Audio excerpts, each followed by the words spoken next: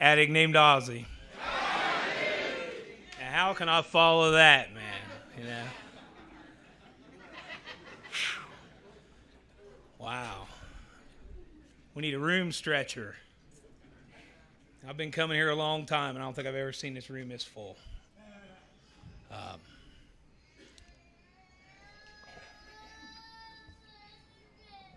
I'd like to everyone take a moment of silence for the addict that still suffers, and for the addict that you wish could be here tonight with you that you used to use with. Also reflect back on that last moment when you surrendered to this disease and decided to come to Narcotics Anonymous.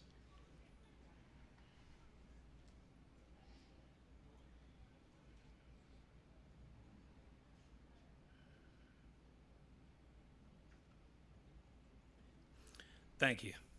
Now jump up and give the guy next to you a hug because he really needs it.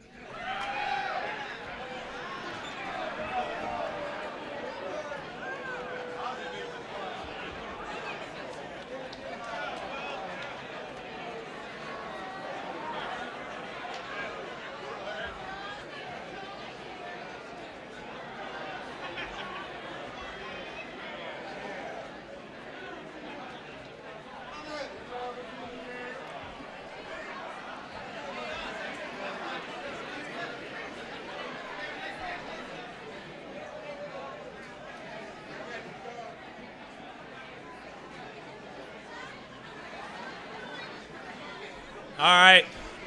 I see we have problems following directions. I said the person next to you. I see some people traveling across the room.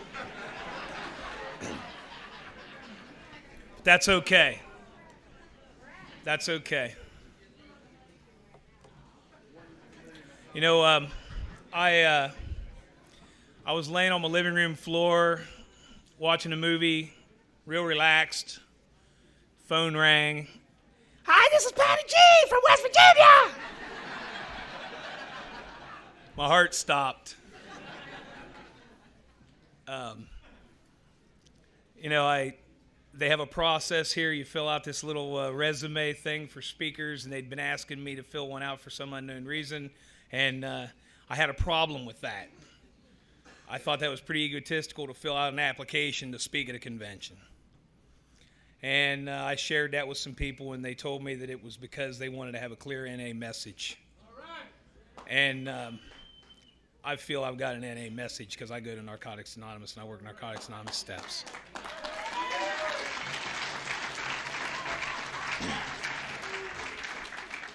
So I filled it out and sent it to Wes like 5 times on the computer before he finally was able to open it. Anyway, the convention is called Welcome Home. No, I was joking because they said that the other night. Freedom is what we get here in Narcotics Anonymous. 7 years ago, in 4 days, I was sitting somewhere right there, and I stood up for 6 days clean. And when Patty asked me to share, I asked her if I could please share in this room and not in the cold, institutionalized cafeteria. Because this is where I surrendered, in this room. And I've seen a lot of people surrender in this room. And this room has some spirit about it, has an energy about it. And the door slamming, you can't stop that. You know, I've seen notes on the doors. I've seen it in the formats. And the door still slams, you know. So if you got to go out there and smoke and let the door slam behind you, we've got steps that allow you to quit smoking too.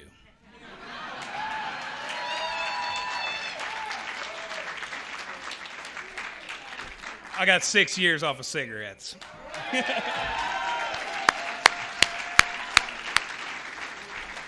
And I use the program in Narcotics Anonymous to do that. I heard a guy share today that in our book it says that this disease manifests itself in many ways. And it isn't just about dope. When I got here, I figured out real shortly that it wasn't about the dope, it was about me. It's about what I do with life situations, how I react to it. Um, and today I still react to it in bad ways sometimes. You know, this program is a journey. It's not an event. We're never cured until you're holding that eternal coin in your casket. And someday, maybe that might be me if I keep coming back here one day at a time and not using. And if you're sitting in this room with 1 day, 2 days, 4 days, and I know you're out there, because I've talked to a couple of them, you know, you never have to use again against your will. Never. I'm telling you, man, it ain't getting any different out there. You come in here and you stay clean and you work a program in Narcotics Anonymous, it's going to get different. It's going to get different. Life still goes on. People still die. You still lose jobs. Still get divorced. If you don't use, you talk to your sponsor. You work this program. You work steps. You find solutions to get through those things in life without getting high. When I was getting high, I was getting high over everything. I got high to get up in the morning. You know, I had a tray and a bong beside my bed. Girl told me this morning when I handed her a stone, wake and bake. I can relate. I had to function that way. Wow. Aliens. I'm reaching the outer limits.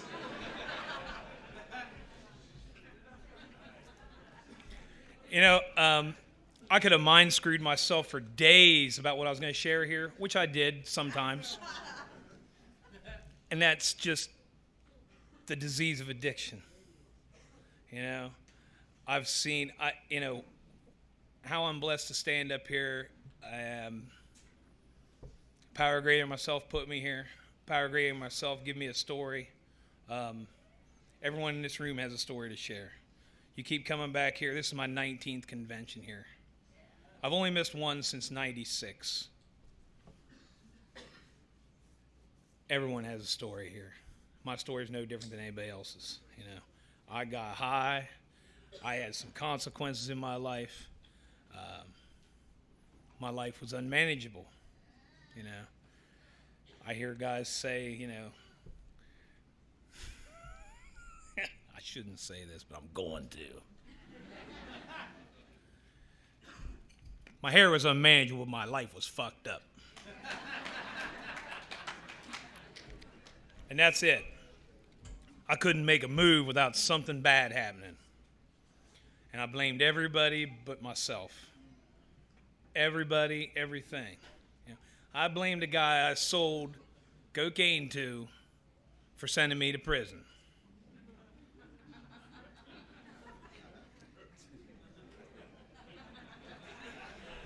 It was realistic to me at that time because I was doing what I always did.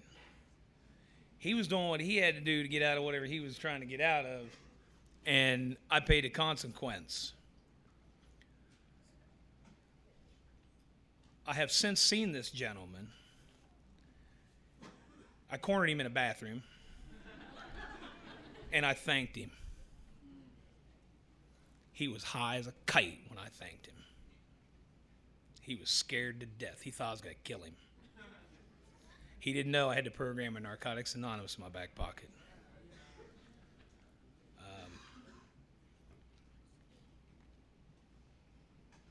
Sometimes we're the only basic text people see. I heard that said today. I've heard that said many times. I've got a friend who several years ago saw me, knew what I was like then when I was using, and asked me how I was acting the way I was acting because I wasn't getting high and wasn't drinking with all these people we were golfing with. And I shared a little bit about the program in Narcotics Anonymous with him. 5 years later, I saw him later again. I was still clean. I had changed more. He asked me again. And he's here tonight.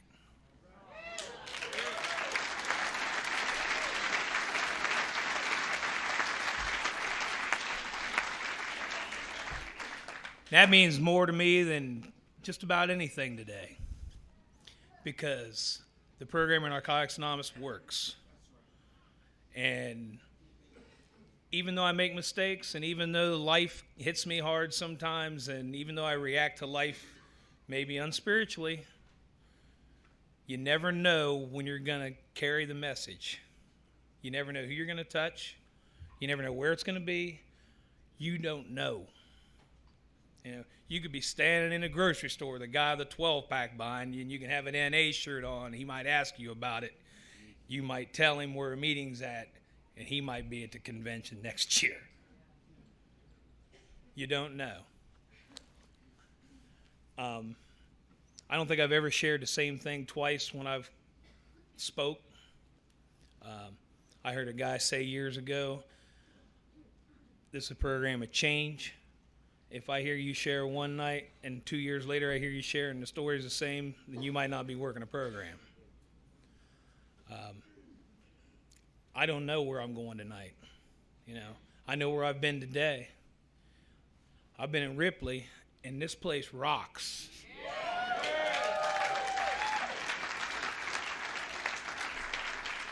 The very first workshop I went to today, let me tell you, it was off the hook. It was carrying the message and not the mess. And I went to that so I wouldn't carry a mess to you people tonight. And what I got was so much more. I've been to conventions all over the Midwest. I've been to camp outs, and I've gone to a lot of different things. I'm involved in service. I've been to a lot of stuff, and I've been to a lot of workshops. And one reason I come to Ripley is because this is meat, man. The workshops here and the recovery that's in this place and the spirit that's on this ground is unlike any place I've ever been. If you were inside my body right now, I've only had this feeling once in my life, and that was the time I found my higher power. And that's some heavy stuff. There's a few people in here who know that. And know where I was at, and know that changed my life. It wasn't stopping using, and it wasn't coming in here and working steps, because I was sitting in a Narcotics Anonymous meeting in my home group, the We Do Recover group in Zanesville, Ohio, and I was struggling with the higher power again. Didn't know if I was going to stay clean. Walked out the door on the third step a couple times. I had that gut thing going, It was like, am I going to do something different this time? Or am I going to go get high and not ask the question? There are no dumb questions in Narcotics Anonymous. So I brought up a topic, and a guy who was a member who started the group in Zanesville 21 years ago, he sat right next to me, and he said that to never put your higher power in a box, that as you stay clean longer, he's going to change. And you're going to change with it. And I didn't use. That gave me some hope. This convention's about hope. Hope is found in this place. If you go anywhere in America to Narcotics Anonymous, hope is found in those rooms. Because there's dope fiends out there that are staying clean in Narcotics Anonymous. People tell you that people don't recover in Narcotics Anonymous. They should have seen all these key tags and coins going out through here tonight. They should see all the people in this room that are here because they don't want to get high tonight. That fries me when I hear that nobody recovers in Narcotics Anonymous. I am. I don't know why I was put here. Some days I think I do. And one of the reasons I think I was put here is to carry the message through service. I was always like this party planner when I was using. You know, I'd get all the shit. I'd tell everybody where to be. And it would happen. And when I came in here, I just adapted that to recovery, you know. And I got involved in service, you know, and it was other addicts who were in service that drugged me to meetings and service that got me involved. And they told me to shut up. You don't know nothing about regional service. Well, I don't want to be in this boring ass stuff anyway. You know, last 2 weeks ago, I was elected Ohio Regional PI chair. There's a reason to be here. If everyone in this room will become a part of a subcommittee, H&I or PI, go out and put 20 flyers up a piece somewhere in your area, we'd have to get a bigger place.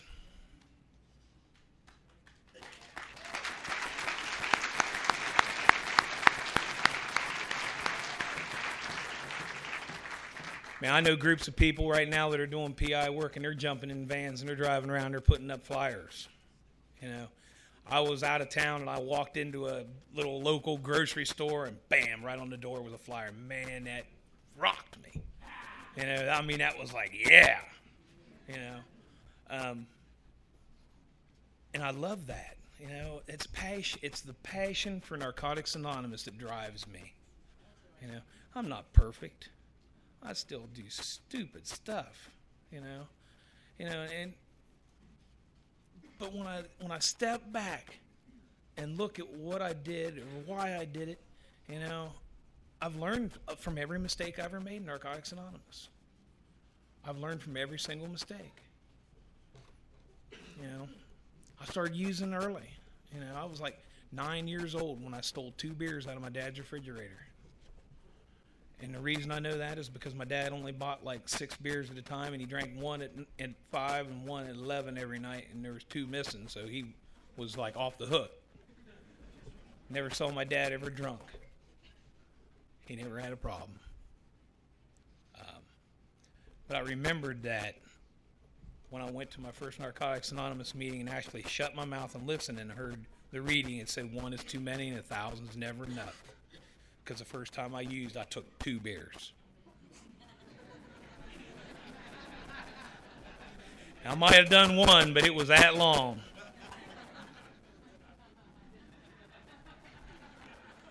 Some of you know what I'm talking about.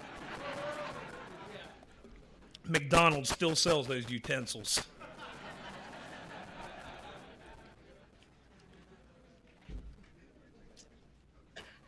You know, one of the things I wanted to share tonight was what this convention, what Ripley has done for me in my recovery. I've got friends in here that I've known since I first started coming here in 1996. And I built friendships with these people, and I see them every 6 months. If I'm lucky, I talk to them a couple times in between that 6 months. You know, I've shared pain with these individuals.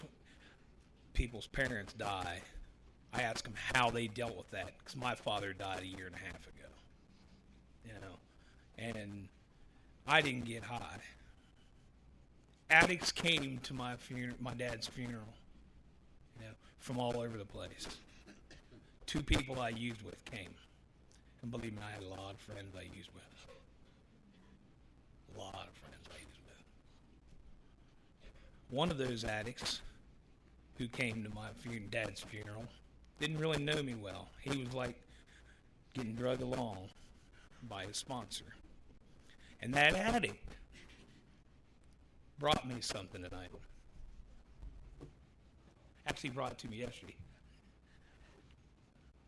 I got a thing for stones, if you don't know that. I've gotten everybody in this place stoned today, haven't I? Without getting high. Oh, there's a couple I've missed. But anyway, so he brought me a stone. Now this is a crystal geode, man, and this podium's vibrating back here. But this is what people do in Narcotics Anonymous. They don't forget things. They give you stuff for no reason, because you made a difference in their life. You know, I got stuff. I got people send me coffee mugs, because, you know, now I got this coffee mug obsession. You know? I just moved, and when I moved, the first thing I saw was this big ledge running around my kitchen.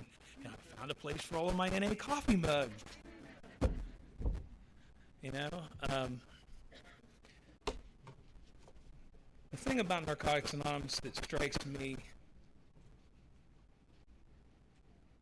the most is that the steps are nothing more than a vehicle for you to find your higher power. Nothing more. I heard a guy share that one time, and I tried to analyze it. And that's what it's about. You clean all this crap out of you, and you got this big hole when you come here, and you clean all this crap out of you, and you start doing your higher power's will without even knowing it. Someday somebody's going to say something to you, and you're going to go, did I do that? Did I say that? Wasn't me. Guess who it was? It was your higher power. You know, I don't want to be loving and caring every day, and I'm not. You know, I struggle at work.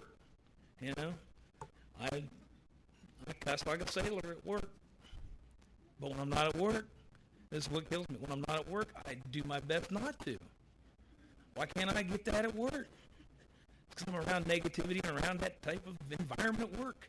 But I'm trying my best to integrate recovery into my work. You know, this is about living this program every day in all areas of your life. You know, I know that it's a long process. You know, and I know when I say the F word, you know, and if I'm around certain people, I know that they hate that. You know, I just know they hate it, and then I gotta make an amends. I gotta tell them I'm sorry. You know, I heard that a lot today in that meeting. You know, well, I didn't want to use that word, but what the hell, you know? Sometimes that word's the only word that gets something across to somebody. You know, it really is. You know.